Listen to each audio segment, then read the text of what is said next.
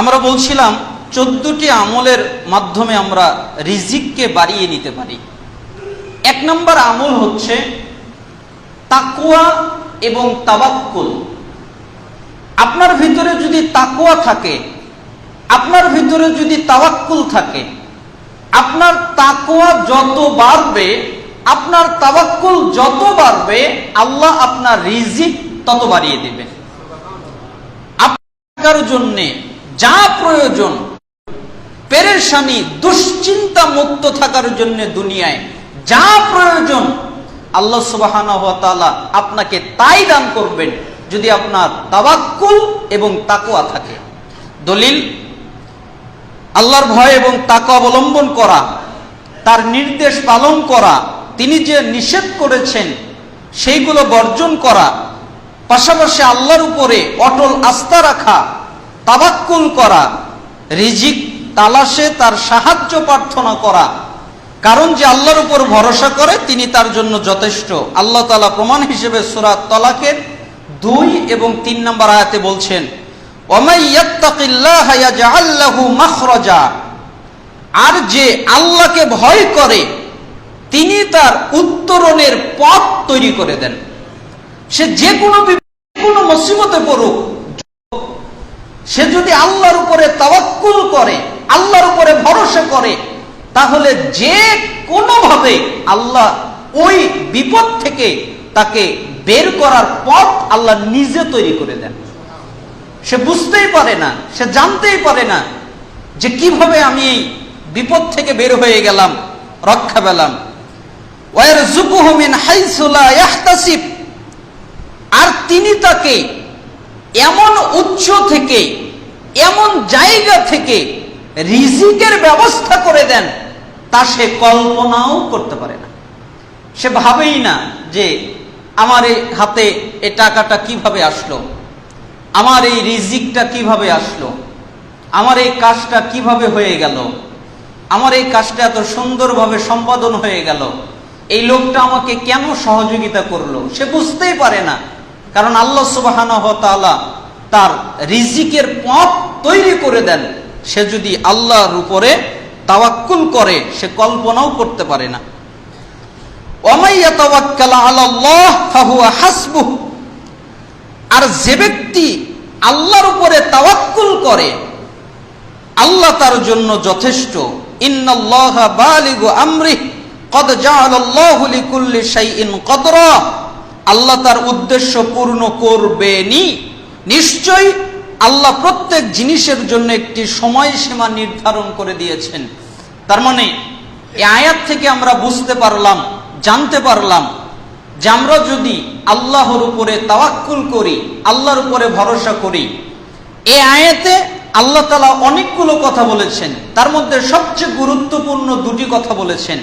একটি কথা হলো আল্লাহর উপরে তাওয়াক্কুল করলে যে কোনো বিপদে পড়ুক না কেন উদ্ধার করে দিবেন, আর তাকে এমন রিজিক দান করবেন, এমন জায়গা থেকে সে কল্পনাও করতে পারবে না, সে জানতেও পারবে না, আল্লাহ তাকে রিজিক দান করবেন। তাহলে 1 নম্বর আমল হচ্ছে তাকওয়া, তাওয়াক্কুল অর্জন করা, করলে আল্লাহ তাআলা রিজিক বাড়িয়ে দিবেন। দ্বিতীয় আমল হচ্ছে তাওবা করা, ইস্তেগফার করা। আপনি যদি তাওবা করেন, আপনি যদি ইস্তেগফার করেন, তাহলে আল্লাহ সুবহানাহু ওয়া তাআলা আপনার রিজিক বাড়িয়ে দিবেন। অধিক পরিমাণে ইস্তেগফার এবং বেশি বেশি আল্লাহর কাছে ক্ষমা প্রার্থনা করলে রিজিক বাড়ে। আল্লাহ সুবহানাহু ওয়া তাআলা তার অন্যতম নবী ও রাসূল নূহ আলাইহিস সালামের ঘটনা উল্লেখ করে পবিত্র কোরআনের ভিতরে সূরা নূহের 110 থেকে 112 নম্বর আয়াতের মধ্যে উল্লেখ করেছেন, ফাকুলতুস্তাগফিরু রাব্বাকুম ইন্নাহু কানা গফফারা। আর বলেছি তোমাদের রবের কাছে ক্ষমা চাও, নিশ্চয়ই তিনি পরম ক্ষমাশীল। তার কাছে ক্ষমা চাইলে ইরসিলিস সামাআ আলাইকুম মিদরারা, তিনি তোমাদের উপরে মুষলধারে বৃষ্টি বর্ষণ করবেন। ওয়ায়ুমদিদুকুম বিআমওয়ালি ওয়া বানিনা ওয়া ইয়াজআল লাকুম জান্নাতি ওয়া ইয়াজআল লাকুম আনহারা। আর তোমাদেরকে ধন সম্পদ, সন্তান সন্ততি দিয়ে সাহায্য করবেন এবং তোমাদের জন্য বাগ বাগিচা দেবেন আর দেবেন নদী নালা। আল্লাহ সুবহানাহু ওয়া তাআলা কতগুলো কথা বললেন।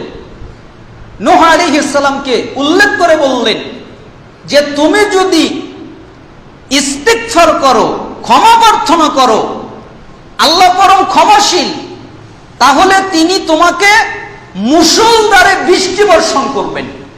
কেন? কারণ সবজির জন্যে, দুনিয়ায় যে কোনো জিনিস উপার্জনের জন্যে বৃষ্টির প্রয়োজন রয়েছে। তার মানে আল্লাহ সুবহানাহু ওয়া তাআলা এই জায়গায় ইঙ্গিত করলেন বৃষ্টির মাধ্যমে আল্লাহ তোমাকে অগণিত ফসল দান করবেন। এরপরে তিনি তোমাদেরকে ধন সম্পদ দান করবেন, তোমাদের সুখে থাকার জন্যে, শান্তিতে থাকার জন্যে যত টাকার প্রয়োজন, যত অর্থের প্রয়োজন, যত ধন সম্পদের প্রয়োজন, শান্তিতে থাকার জন্যে, সুখে থাকার জন্যে আল্লাহ তোমাকে তাই দান করবেন। আর কি করবেন? তোমাদেরকে সন্তান সন্ততি দান করবেন। যেই সন্তানের দিকে তাকালে অন্তর জুড়িয়ে যায়, হৃদয় জুড়িয়ে যায়, শান্তি অনুভব হয়, যেই সন্তানকে দেখলে ভালো লাগে, আনন্দ লাগে, কল্যাণকর মনে হয়, এইরকম সন্তান আল্লাহ তাআলা দান করবেন। সন্তানও একটা রিজিক। যতগুলো রিজিক আছে, সমস্ত রিজিকের ভিতরে টাকা পয়সা তো সবচেয়ে নিম্ন শ্রেণীর রিজিক, একদম সবচেয়ে ছোট রিজিক, সবচেয়ে অল্প রিজিক টাকা পয়সা। আর সন্তান হচ্ছে বড় রিজিকের মধ্যে একটা রিজিক, হচ্ছে সন্তান। আল্লাহ সুবহানাহু ওয়া তাআলা উত্তম, কল্যাণকর, তাকওয়াশীল, ঈমানওয়ালা সন্তান সন্ততি দান করবেন। এগুলো দিয়ে তার ঘরকে ভরে দিবেন। আর কি করবেন? তাদের জন্য বাগ বাগিচা দিবেন, বাগান করে দিবেন, জান্নাত করে দিবেন। দুনিয়াটা তাদের জন্য জান্নাত হয়ে যাবে। আর নদী নালা দিয়ে যা যা লাগবে আল্লাহ সুবহানাহু ওয়া তাআলা কিছু দিয়ে তাদেরকে সাহায্য করবেন, সহযোগিতা করবেন। তওবা করলে আল্লাহ সুবহানাহু ওয়া তাআলা আমাদের রিজিক বাড়িয়ে দিবেন। ইবনে মাজার 3819 নম্বর হাদিস, আবু দাউদের 1520 নম্বর হাদিস, আব্দুল্লাহ ইবনে আব্বাস রাদিয়াল্লাহু আনহু কর্তৃক বর্ণিত, রাসূল সাল্লাল্লাহু আলাইহি ওয়াসাল্লাম তিনি বলেছেন, মান লাজিমাল ইস্তিগফার জাআলাল্লাহু লাহু মিন কুল্লি দিকিন মাখরাজা ওয়া মিন কুল্লি হাম্মিন ফারাজা ওয়া রাযাকাহু মিন হাইসু লা ইয়াহতাসিব। যে ব্যক্তি নিয়মিত ইস্তিগফার করে, ইস্তিগফার করবে, আল্লাহর কাছে ক্ষমা প্রার্থনা করবে, আল্লাহ তাআলা তার সব সংকট থেকে উত্তরণের পথ বের করে দিবেন। সে যতগুলো সংকটের মধ্যে আছে, যতগুলো বিপদের মধ্যে আছে, আল্লাহ সুবহানাহু ওয়া তাআলা তাকে সেখান থেকে বের করবেন এবং সব দুশ্চিন্তা মিটিয়ে দিবেন। তার যত দুশ্চিন্তা আছে আল্লাহ তাআলা সমস্ত দুশ্চিন্তা থেকে তাকে উদ্ধার করে দেবেন এবং তাকে অকল্পনীয় উৎস থেকে তার রিজিকের ব্যবস্থা করে দিবেন। এমন জায়গা থেকে তাকে রিজিক আল্লাহ তাআলা ব্যবস্থা করবেন, সে বুঝতেই পারবে না। আরেকটি হাদিস বাইহাকির 636 নম্বরে এসেছে, মান আকসারাল ইস্তিগফার জাআলাল্লাহু লাহু মিন কুল্লি হাম্মিন ফারাজা ওয়া মিন কুল্লি দিকিন মাখরাজা ওয়া রাযাকা মিন হাইসু লা ইয়াহতাসিব। একই কথা, যে ব্যক্তি বেশি বেশি ইস্তিগফার করবে, আল্লাহ তাআলা তার সব সংকট থেকে, যত বিপদ আছে, যত সংকট আছে, যত মুসিবত আছে, কেউ তাকে বের করতে পারে না, কেউ তাকে উদ্ধার করতে পারে না। টাকা পয়সা, অর্থ সম্পদ, ক্ষমতা দিয়ে সে বের হওয়ার কোনো পথই খুঁজে পায় না। এত জটিল কঠিন বিপদের মধ্যে আছে, এর পরেও যদি সে ইস্তেগফার করে, আল্লাহ তাআলা তাকে ওই বিপদ থেকে বের করে দিবেন এবং তার যত দুশ্চিন্তা আছে, বড় দুশ্চিন্তা হোক, ছোট দুশ্চিন্তা হোক, আল্লাহ তাআলা তার সমস্ত দুশ্চিন্তা মিটিয়ে দেবেন এবং তার ধারণাই নাই এমন জায়গা থেকে আল্লাহ তাআলা তার রিজিকের ব্যবস্থা করে দিবেন। তার মানে আরেকটা আমল হলো তওবা করা, ইস্তেগফার করা, তাহলে আল্লাহ তাআলা রিজিক বাড়িয়ে দেবেন। তৃতীয় আমল হচ্ছে আত্মীয়দের সাথে সুসম্পর্ক বজায় রাখা। এই আমলটা আমাদের মধ্যে নাই। আমরা অনেকেই আত্মীয়র সাথে সম্পর্ক বজায় রাখি না। আত্মীয়র সাথে আমাদের সম্পর্ক ভালো নয়, অথচ আত্মীয়র সঙ্গে সম্পর্ক বজায় রাখা সম্পর্কে আনাস বিন মালিক রাদিয়াল্লাহু আনহু তিনি বলেন, রাসূল সাল্লাল্লাহু আলাইহি ওয়াসাল্লাম বলেছেন, মান সাররাহু আন ইবসাতা লাহু ফি রিজকিহি আও ইনসাআ লাহু ফি আথারিহি ফালিয়াসিল রাহিমা। যেই ব্যক্তি কামনা করে, কি কামনা করে? তার রিজিক প্রশস্ত হোক, তার রিজিকটা বেড়ে যাক, আল্লাহ তাআলা তার রিজিকে বারাকা দান করুক, এইটা যে ব্যক্তি কামনা করে, অথবা আরো চায় তার হায়াত, আয়ু আল্লাহ বাড়িয়ে দিক। যেমন তার আয়ু 30 বছর, সে চায় আমি 40 বছর বাঁচি, আমি 50 বছর বাঁচি, আমি 60 বছর বাঁচি, আল্লাহ যেন আমাকে 100 বছর পর্যন্ত বাঁচিয়ে রাখে, আল্লাহ যেন আমাকে তারও বেশি বাঁচিয়ে রাখে। যে ব্যক্তি চায় তার রিজিক আল্লাহ বাড়িয়ে দিক, অথবা যে ব্যক্তি চায় আল্লাহ তার আয়ু বাড়িয়ে দিক, তার বয়স বাড়িয়ে দিক, সে যেন আত্মীয়তার সম্পর্ক বজায় রাখে, সুসম্পর্ক রাখে।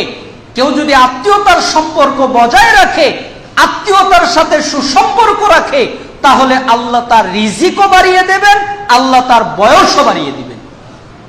তার মানে কত চমৎকার কথা রাসূলুল্লাহ সাল্লাল্লাহু আলাইহি ওয়াসাল্লাম বললেন। এটা বুখারীর হাদিস, 5985 নম্বরে এই হাদিসটা এসেছে। তার মানে বোঝা যায়, আপনি যদি আত্মীয়তার সাথে সম্পর্ক বজায় রাখেন, শুধু রিজিকই বাড়বে না, আল্লাহ তাআলা আপনার বয়সও বাড়িয়ে দিবেন। মনে করেন নির্ধারণ করা আছে 30 বছর, 60 বছর, আপনার আত্মীয়তার সম্পর্ক আল্লাহ সুবহানাহু ওয়া তাআলা দেখে খুশি হয়ে যাওয়ার কারণে আল্লাহ তাআলা আপনার বয়স যা ছিল তার চাইতে বেশি বাড়িয়ে দিবেন। কেন? আপনার আত্মীয়তার সম্পর্ক বজায় আছে।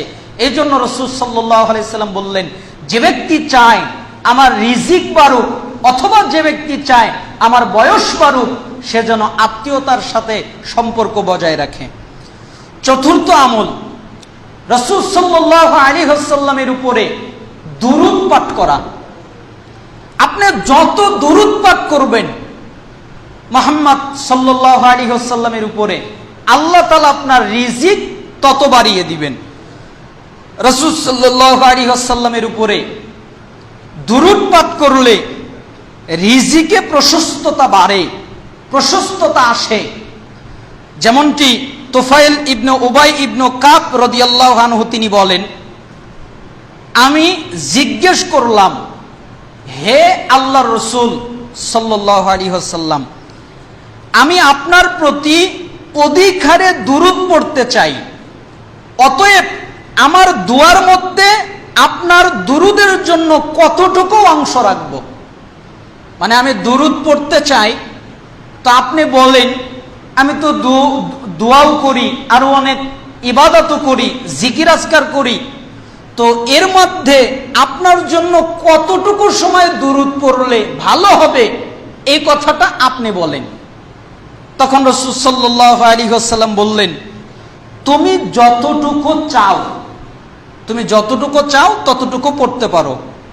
কাব বললেন, আমি বললাম 4 ভাগের 1 ভাগ, মানে আমি যতগুলো ইবাদত করি, মনে করেন 3 ভাগ অন্য অন্য ইবাদত করব, আর 1 ভাগ শুধু আপনার উপরে দুরূদ পড়ব, তাহলে কি হবে? তিনি বললেন, তুমি যতটুকু চাও তোমার জন্যই উত্তম। আমি তখন বললাম, আচ্ছা ঠিক আছে, অর্ধেক, মনে করেন অন্যান্য ইবাদত যত আছে সবগুলো করব, আর অর্ধেক সময় খালি আপনার উপরে দুরূদ পড়ব। তখন রাসূল সাল্লাল্লাহু আলাইহি সাল্লাম বললেন, তুমি যতটুকু চাও, তবে যদি বেশি পড়ো তাহলে তোমার জন্য আরো উত্তম। তখন কাব বললেন, আল্লাহর নবী যান, তাহলে 2/3 অংশ, মানে বেশি আরো পাঠ করব। তখন রাসূল সাল্লাল্লাহু আলাইহি ওয়াসাল্লাম আবার বললেন, তুমি যতটুকু চাও, তবে তুমি যদি বেশি পড়ো তোমার জন্য উত্তম। তখন আমি বলেই ফেললাম, আচ্ছা আল্লাহর নবী শোনেন, দুয়ার পুরোটা জুড়ে আমি খালি দুরূদই পড়ব, আমি কোনো দোয়াই করব না, দোয়াই বাদ, আমি আর কোনো দোয়াই করব না, খালি দুরূদই পড়ব, আপনার উপরে খালি দুরূদই পড়ব, চতুর্থ ভাগের 4 ভাগই দুরূদ পড়ব, আর কোনো কাজই করব না। এখন কি হবে? তখন তিনি বললেন, তাহলে তো তোমার ঝামেলাও মিটে গেল, তাহলে তো তোমার প্রয়োজনও ফুরিয়ে গেল, তাহলে তো তোমার গুনাহও ক্ষমা হয়ে গেল। মানে তুমি কি চাও? তুমি যত ঝামেলায় থাকবে আল্লাহ সব থেকে তোমাকে মুক্তি করে দিবেন। তোমার যত প্রয়োজন লাগবে আল্লাহ সবকিছু পূরণ করে দিবেন। তোমার যত গুনাহ আছে আল্লাহ সবকিছু ক্ষমা করে দিবেন, তুমি যদি শুধু দুরূদই পাঠ করো। তার মানে এই হাদিস থেকে বোঝা যায়, তিরমিজি 2645 নম্বর হাদিস, যে রাসূলুল্লাহ সাল্লাল্লাহু আলাইহি ওয়াসাল্লামের উপরে দুরূদ পাঠ করা কতটা জরুরি। এই জন্য আপনাদের কাছে অনুরোধ থাকবে, সবচেয়ে বেশি রাস্তাঘাটে হাঁটতে চলতে রাসূলুল্লাহ সাল্লাল্লাহু আলাইহি ওয়াসাল্লামের নাম শুনলে তো দুরূদ পড়া ওয়াজিব। কেউ বলে যে না, এটা একবার ওয়াজিব আর বাকিবার সুন্নাত, তা নয়। রাসূলুল্লাহ সাল্লাল্লাহু আলাইহি ওয়াসাল্লামের নাম শুনলেই দুরূদ পাঠ করা প্রত্যেক মুসলমানের জন্য ওয়াজিব। যদি তারা পাঠ না করে, রাসূল সাল্লাল্লাহু আলাইহি ওয়াসাল্লাম হাদিসের মধ্যে তাদেরকে বড় কৃপণ বলেছেন, তাদেরকে বখিল বলেছেন এবং তাদেরকে আরো অনেক ধিক্কার দিয়েছেন। এই জন্য আমরা বেশি বেশি দুরূদ পাঠ করব। আল্লাহ সুবহানাহু ওয়া তাআলা আমাদেরকে দুরূদ পাঠ করে কল্যাণ অর্জন করার তৌফিক দান করুন। আলহামদুলিল্লাহি ওয়াহদা ওয়াসসালাতু ওয়াসসালামু আলা রাসূলিল্লাহ, আম্মা বাদ। সমস্ত প্রশংসা আল্লাহ তাআলার জন্য, সালাত এবং শান্তি বর্ষিত হোক আমাদের প্রিয় নবী মুহাম্মদ সাল্লাল্লাহু আলাইহি সাল্লামের উপরে। আমরা বলছিলাম রিজিক বৃদ্ধির আমল, কি করলে রিজিক বেড়ে যায়। রিজিক বৃদ্ধির জন্য আরেকটা আমল হচ্ছে আল্লাহর রাস্তায় ব্যয় করা। আপনি যদি আল্লাহর রাস্তায় ব্যয় করেন, মানুষ মনে করে যে দান করলে মনে হয় রিজিক টাকা পয়সা কমে গেল, অথচ তা নয়। আপনি যদি দান করেন আল্লাহ তাআলা আপনার রিজিক বাড়িয়ে দেবেন। আল্লাহ তাআলা নিজেই বলছেন, কুল ইন্না রাব্বি ইয়াবসুতুর রিজকা লিমান ইয়াশাউ মিন ইবাদিহি ওয়া ইয়াকদিরু লাহু ওয়া মা আনফাকতুম মিন শাইইন ফাহুয়া ইখলিফুহু ওয়া হুয়া খায়রুর রাযিকিন। হে নবী, আপনি বলুন, নিশ্চয় আমার রব তার বান্দাদের মধ্যে যার জন্য ইচ্ছা রিজিক প্রশস্ত করে দেন, যার জন্য ইচ্ছা রিজিক সংকুচিত করে দেন। আল্লাহ কাউকে ধনী বানিয়ে দেন, আবার চাইলে কাউকে। আল্লাহর জন্য ব্যয় করো, দান করো, তিনি তার বিনিময় তোমাদেরকে অবশ্যই দেবেন, আর তিনিই হচ্ছে উত্তম রিজিক দাতা। সূরা সাবা আয়াত 39। তার মানে দান করলে রিজিক বাড়ে। রিজিক বাড়ার আরেকটা আমল হচ্ছে বারবার হজ করা, বারবার উমরা করা। আপনার যদি সামর্থ্য থাকে তাহলে আপনি বারবার উমরা করেন। আপনার যদি সামর্থ্য থাকে তাহলে বারবার হজ করার চেষ্টা করেন, প্রতি বছর একটা করে উমরা করার চেষ্টা করেন, আপনার যদি সামর্থ্য থাকে। কেন? রাসূল সাল্লাল্লাহু আলাইহি ওয়াসাল্লাম বলেছেন, তোমরা হজ এবং উমরা পরপর করতে থাকো। একবার উমরা করেছো আবার করো, আবার করেছো আবার করো, হজ করেছো আবার করো, আবার করো। তাহলে কি হবে? কেননা তা অভাব এবং গুনাহ দুইটাই দূর করে দেয়। তোমাদের অভাবও থাকবে না, তোমাদের গুনাহও থাকবে না। কিভাবে জানো? যেমন দূর করে দেয় কামারের হাপড়, লোহা, সোনা এবং রূপার ময়লাকে। যেরকম কামার লোহা থেকে, সোনা থেকে, রূপা থেকে বাড়িতে বাড়িতে ময়লাগুলো দূর হয়ে যায়, ঠিক তুমি যদি হজ করো এবং উমরা করো তাহলে আল্লাহ তাআলা তোমার গুনাহও ক্ষমা করে দিবেন এবং তোমার রিজিকও বাড়িয়ে দেবেন, অভাবও দূর করে দিবেন। তার মানে রিজিক বৃদ্ধির আরেকটা আমল হচ্ছে বারবার হজ করা, ওমরা করা। 7 নম্বর আমল হচ্ছে দুর্বলদের প্রতি সদয় হওয়া এবং সদাচরণ করা। যারা গরিব, যারা অভাবী, আপনি তাদের উপরে সদয় হবেন, আপনি তাদের উপরে তাদের সাথে সুন্দর আচরণ করবেন। কেন? মুসআব ইবনে সাদ রাদিয়াল্লাহু আনহু যুদ্ধ জয়ের পর মনে মনে কল্পনা করলেন তিনি হয় বীরত্ব এবং শৌর্যবীর্য হেতু অন্যদের চেয়ে নিজেকে বেশি মর্যাদাবান মনে করলেন যে আমি তো অনেক বীর, আমার অনেক ক্ষমতা, এই কারণে আমি যুদ্ধে বিজয়ী হলাম, বিজয় লাভ করলাম। মুসআব ইবনে সাদ যখন তিনি এই কথাটা ভাবলেন, প্রকাশ হয়ে গেল, রাসূল সাল্লাল্লাহু আলাইহি সাল্লামের কানে কথাটা পৌঁছে গেল, তখন রাসূল সাল্লাল্লাহু আলাইহি সাল্লাম তার এই কথার জবাব দিয়ে বললেন, হাল তুনসারুনা ওয়া তুরযাকুনা ইল্লা বিদুআফাইকুম। শোনো মুসআব ইবনে সাদ, তোমাদের মধ্যে থাকা দুর্বলদের কারণে, তোমাদের মধ্যে যে দুর্বল লোকেরা আছে, এই দুর্বল লোকদের কারণেই তোমাদেরকে আল্লাহ সাহায্য। তোমাদের মধ্যে যদি দুর্বল শ্রেণীর লোক না থাকতো তাহলে আল্লাহ তোমাদেরকে সাহায্য করতো না। তোমাদের ভিতরে যদি অভাবী লোক না থাকতো আল্লাহ তোমাদেরকে রিজিক দান করতো না, আল্লাহ তোমাকে প্রশস্ততা দিত না। এই দুর্বল লোকের আছে দেখেই তোমরা খেতে পারো, তোমরা বাঁচতে পারো, তোমাদের যা প্রয়োজন আল্লাহ তা ব্যবস্থা করে দেয়। কেন? দুর্বল লোকেদের কারণে, এদের কারণেই তোমরা যুদ্ধে বিজয়ী লাভ করো। তোমার নিজের কোনো ক্ষমতা নেই, নিজের কোনো বীরত্ব নেই। রাসূল সাল্লাল্লাহু আলাইহি সাল্লাম এই কথা বললেন। তার মানে বোঝা যায় যে যে কোনো ভাবে দুর্বলদের সাথে সুন্দর আচরণ করা, উত্তম আচরণ করা আমাদের কাছ থেকে তারা পায়, এটা হলো তাদের অধিকার। আমরা তাদের অধিকার তাদেরকে সুন্দরভাবে দিয়ে দিব। আল্লাহ তাআলা আমাদেরকে কবুল করুন। 8 নম্বর আমল হচ্ছে ইবাদতের জন্য ঝামেলা মুক্ত হওয়া। অর্থাৎ আপনি যদি একমাত্র আল্লাহর জন্য ইবাদতে ধাবিত হন তাহলে আল্লাহ তাআলা আপনার রিজিক বাড়িয়ে দিবেন। কিভাবে? ইবনে মাজাহ 4107 নম্বর হাদিস। আল্লাহ তাআলা বলেন, হাদিসটা হাদিসে কুদসি, রাসূল সাল্লাল্লাহু আলাইহি ওয়াসাল্লাম বলেন, আল্লাহ তাআলা বলেছেন, ইন্নাল্লাহ তাআলা ইয়াকুল, আল্লাহ তাআলা বলেন, ইবনা আদম, হে আদম সন্তান, তাফাররাক লি ইবাদাতি আমলা সাদরাকা গিনাম ওয়া আসুদ্দা ফাকরাক, তোমরা আমার ইবাদতের জন্য ঝামেলা মুক্ত হও। তার মানে যত কাজ কারবার আছে সবগুলো ফেলে দিয়ে আমার ইবাদতের জন্য প্রস্তুত হও। আমার ইবাদত আমি তোমার অন্তরকে আমি আল্লাহ দূর করে দিব। যদি আমার ইবাদত করো, আমার দাসত্ব করো, আমার বন্দেগী করো, তাহলে আমি তোমাদেরকে অন্তর তো যত প্রাচুর্য আছে, তোমাদের অন্তর শান্তি পাওয়ার জন্য যা প্রয়োজন আমি আল্লাহ তা দিয়ে দিব। আর তোমাদের যত দরিদ্রতা আছে আমি আল্লাহ দূর করে দিব। ওয়াইল্লা তাফআল মালাতু ইয়াদাইকা শুগলান ওয়ালাম আসুদ্দা ফাকরাক, আর যদি তোমরা আমার ইবাদত না করো, আমার দাসত্ব না করো, আমার বন্দেগী না করো, তাহলে আমি ব্যস্ততা দিয়ে তোমাদেরকে যুক্ত করে দিব।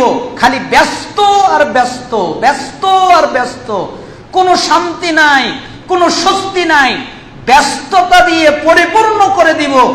আর তোমাদের যত দরিদ্রতার দরজা আছে আমি আল্লাহ একটাও বন্ধ করে দিব না, সবগুলো খুলে দেব। 100 কোটি টাকা আছে তাও গরিব, শান্তি নাই। 1000 কোটি টাকা আছে তাও গরিব, শান্তি নাই। অভাবের ভিতরে আছে, কত টাকা আছে, এটা খেতে পারে না, ওটা খেতে পারে না, এটা খাওয়া নিষেধ, ওটা খাওয়া নিষেধ, কোনো শান্তি নাই, পেরেশানির ভিতরে যুক্ত করে দিব। কেন? আমার ইবাদত করো না তাই। আর আমার ইবাদত যদি করো আমি তোমাদের শান্তি দিয়ে পূর্ণ করে দিব, আর তোমাদের যত দরিদ্রতা আছে আমি আল্লাহ দূর করে দিব। এজন্য আমাদের উচিত আল্লাহ সুবহানাহু ওয়া তাআলার ইবাদত করা। আল্লাহ তাআলা আমাদেরকে তার ইবাদত করার তৌফিক দান করুন। 9 নম্বর আমল হলো আল্লাহর রাস্তায় হিজরত করা। কেউ যদি নিজের দিন বাঁচাবার জন্যে, নিজের ঈমান বাঁচাবার জন্যে আল্লাহর রাস্তায় হিজরত করে কোনো দেশে বা রাষ্ট্রে কোনো জায়গায় চলে যায় দিন বাঁচাবার জন্যে, তাহলেও আল্লাহ তার রিজিক বাড়িয়ে দেন। সূরা নিসা 100 নম্বর আয়াতের মধ্যে এসেছে। 10 নম্বর আমল হলো আল্লাহর পথে জিহাদ করা। যদি কেউ আল্লাহর পথে জিহাদ করে তাহলে আল্লাহ তাআলা তার রিজিক বাড়িয়ে দেন। কেন? রাসূল সাল্লাল্লাহু আলাইহি সাল্লাম বলেছেন, ওয়াজুইলা রিজকি তাহতা যিল্লি রুমহি। শোনো, আর আমার রিজিক রাখা হয়েছে আমার বর্ষার ছায়াতলে। অর্থাৎ যেই তরবারি, যেই বর্ষা দিয়ে আঘাত করি, এইটার নিচে আমার রিজিক রাখা হয়েছে। তার মানে আপনি যদি ইসলামের পক্ষে কাফেরদের বিরুদ্ধে জিহাদ করেন, প্রয়োজনীয়তা বোধ হয়, ওই সময় যদি জিহাদে ঝাঁপিয়ে পড়েন, তাহলে আল্লাহ তাআলা আপনার রিজিক বাড়িয়ে। 2 নম্বর হলো আল্লাহর সুবহানাহু ওয়া তাআলা রিজিক বাড়িয়ে দেন, যেটা সূরা ইব্রাহিমের 7 নম্বর আয়াতে এসেছে যে আপনি যদি, আল্লাহ আপনাকে যতগুলো নিয়ামত দিয়েছেন, আল্লাহ আমাকে 2টি হাত দিয়েছেন আলহামদুলিল্লাহ, 2টি চক্ষু দিয়েছেন আলহামদুলিল্লাহ, আমার শরীরটা কত সুন্দর আলহামদুলিল্লাহ, আমাকে কথা বলার তৌফিক দান করেছেন আলহামদুলিল্লাহ, আমাকে বুদ্ধি দান করেছেন আলহামদুলিল্লাহ, আমাকে দেখার শক্তি দান করেছেন আলহামদুলিল্লাহ, আমাকে বুঝার শক্তি দান করেছেন আলহামদুলিল্লাহ, আমার ব্যবসায় বারাকা দান করেছেন আলহামদুলিল্লাহ, এই কাজটা করার আল্লাহ তৌফিক দান করেছেন আলহামদুলিল্লাহ। তার মানে সব সময় আপনি যদি আল্লাহ আপনাকে যেই নিয়ামত দান করেছেন, ওই নিয়ামতের কারণে আপনি যদি আল্লাহর শুকরিয়া আদায় করেন, আলহামদুলিল্লাহ পাঠ করেন, তাহলে আল্লাহ ওই নিয়ামত আরো বাড়িয়ে দিবেন, প্রশস্ততা করে দিবেন। কেন? আল্লাহ তাআলা আরো বাড়িয়ে দিবেন। 12 নম্বর আমল হলো বিয়ে করা। বিয়ে করলে কিন্তু রিজিক বাড়ে। অনেকেই মনে করে যে ছেলেদের বিয়ে দিতে চায় না, মেয়েদের বয়স হয়ে গেলেও বিয়ে দিতে চায় না। কি বলে? বলে যে নিজের পায়ে দাঁড়াক। তো নিজের পায়ে দাঁড়াবে ভালো কথা, এতদিন ধরে কার পায়ে দাঁড়িয়ে আছে? ও তো নিজের পায়ে দাঁড়িয়ে আছে। রাসূল সাল্লাল্লাহু আলাইহি সাল্লামের কাছে একজন লোক আসলো, আল্লাহর নবী, আমি অনেক অভাবী, কি করি? তাহলে তুমি একটা বিয়ে করো। লোকটা চলে গেল, বিয়ে করলো। কিছুদিন পরে আবার ফিরে এসে বলল, আল্লাহর নবী সাল্লাল্লাহু আলাইহি সাল্লাম, আমার তো অভাব গেল না। আচ্ছা ঠিক আছে, তাহলে আরেকটা বিয়ে করো। এবার গিয়ে আরেকটা বিয়ে করলো, তাহলে 2টা। কিছুদিন পরে আবার, আমার তো অভাব গেল না, কি করব? আচ্ছা ঠিক আছে, তাহলে তুমি আরেকটা বিয়ে করো। সে গিয়ে আরেকটা বিয়ে করলো, তাহলে হলো 3টা। এরপরে কিছুদিন পরে আবার আসলো, আল্লাহর নবী সাল্লাল্লাহু আলাইহি সাল্লাম, আমার তো অভাব অন্টন গেল না, কি করব? আচ্ছা ঠিক আছে, তুমি তাহলে আরেকটা বিয়ে করো। সে গিয়ে 4টা বিয়ে করলো, 4র্থ বিয়ে করলো, 4টা বিয়ে করলো। এরপরে কিছুদিন পরে রাসূল সাল্লাল্লাহু আলাইহি সাল্লামের সাথে দেখা হলো, তখন সে বলল, আল্লাহর নবী, আমি এখন ধনী হয়ে গেছি, আমার টাকা পয়সার অভাব নেই। তার মানে বিয়ে করলে আল্লাহ রিজিক বাড়িয়ে দেয়, আল্লাহ বারাকা দান করেন। এজন্য সন্তানদেরকে অল্প বয়সে বিয়ে করিয়ে দিবেন, আল্লাহ তাআলা রিজিকের মালিক, ব্যবস্থা করে দিবেন। দেখবেন ছেলের কাজ নেই, বিয়ে করার পরে কাজ বের হয়ে যাবে, যে কোনো ব্যবস্থা আল্লাহ করে দিবেন। এখনের যুগ এত, প্রেম যদি করে বলে না, ওটা বয়সের দোষ, করতেই পারে। আর যদি বিয়ের কথা বলে তাহলে পিঠের চামড়া ঠিক থাকে না, তাই না? খুব জটিল হয়ে গেছে, বিয়েটা হয়ে গেছে কঠিন, আর জিনাটা হয়ে গেছে সহজ। অথচ রাসূলুল্লাহ সাল্লাল্লাহু আলাইহি সাল্লামের সময়ে বিবাহটা ছিল সহজ, জিনাটা ছিল কঠিন। আর আমাদের সমাজে সব উল্টে গেছে। এজন্য রাসূল সাল্লাল্লাহু আলাইহি সাল্লাম, আল্লাহ তাআলা নিজেই বলেছেন সূরা নূরের 32 নম্বর আয়াতের মধ্যে যে ওয়া আনকিহুল আয়ামা মিনকুম ওয়াস-সালিহিনা মিন ইবাদিকুম ওয়া ইমাইকুম ইয়াকুনু ফুকারা ইগনিহিমুল্লাহু মিন ফাদলিহি আল্লাহু ওয়াসিউন আলিম।